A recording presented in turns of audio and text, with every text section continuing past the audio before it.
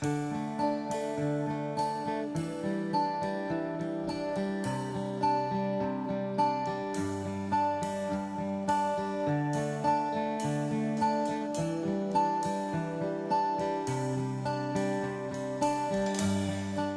we never heard of thalassemia, so we didn't know what it was. So that was the main shock. The second, obviously, we're devastated, and also the fact that there's no cure. It's very difficult putting the needle in. It's just, you know, we usually cry every time we do it. Not in front of her anymore, but yeah, it's very difficult. And she cries always. When we start, the injection, she said, I don't want to have that because I don't like the needle. I said, no, beta, you have to have that because this is your requirement. So it's all stressful, it's all horrible, it's all hurtful, upsetting.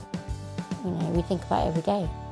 It's a needle, and if it was like an injection or something, just put it in and then, like diabetes, just plug it in and that. I wouldn't mind that every night, but staying like the whole night. And it makes scars and bruises, but when I come in the morning, my tummy's hurting because of that thing. One of the challenges in thalassemia and in managing thalassemia and control of thalassemia is that the level of awareness in the community is really quite low. And even though this is a common genetic condition, particularly in some specific communities, few people have even heard of thalassemia. Just wondered if you'd heard of thalassemia? Not lately. Does it pertain to anything special? Thalassemia, no, I haven't heard before. Is it catching? No. Thalassemia, I think, is the one kind of disease which occurs there in the summer. Thalassemia. Do old age? No. I don't know. I've never heard of it. Young children get it? They do? Senior, sounds like emphysema. No idea. I don't know, some problem with, hypothalamus, something like that? It's quite close to having anemia. Thalassemia, no, No idea. Any idea? Food poisoning?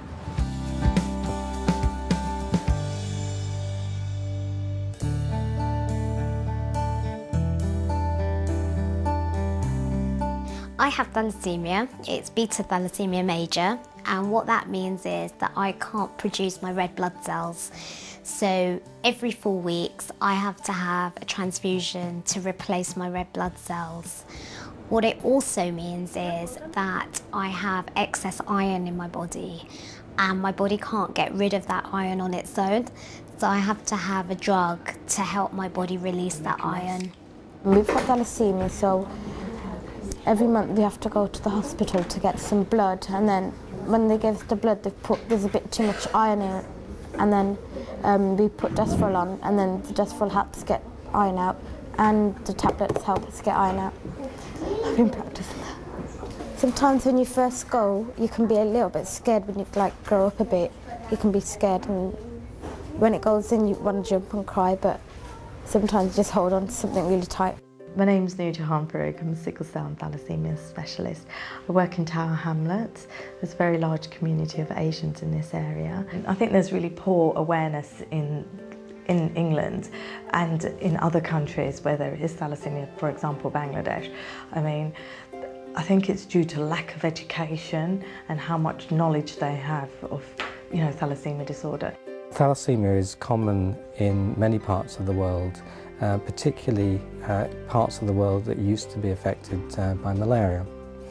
If you look at a world map, you'll see that the areas of the highest prevalence, where it's most common, starts with the Eastern Mediterranean, so Greece, Cyprus, Turkey, and then across the Middle East, including Palestine, including Syria, Lebanon, Iran, Iraq, and then across into India, Pakistan and Bangladesh, South Asia, Southeast Asia, China, Vietnam, Cambodia, the Philippines, and to some extent also Indonesia.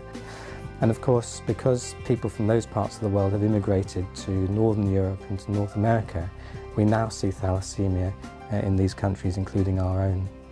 Me and my wife, we didn't actually find out we were carriers until well after we had actually conceived our first child. The time where we actually found out about the problem was when we had our baby. When Khadija was born, there was some standard tests that were done in which revealed that Khadija has got thalassaemia major. I was a carrier, and unfortunately my husband was a carrier, and Fatima was major thalassaemia, where you have to go for blood transfusion. But it was difficult because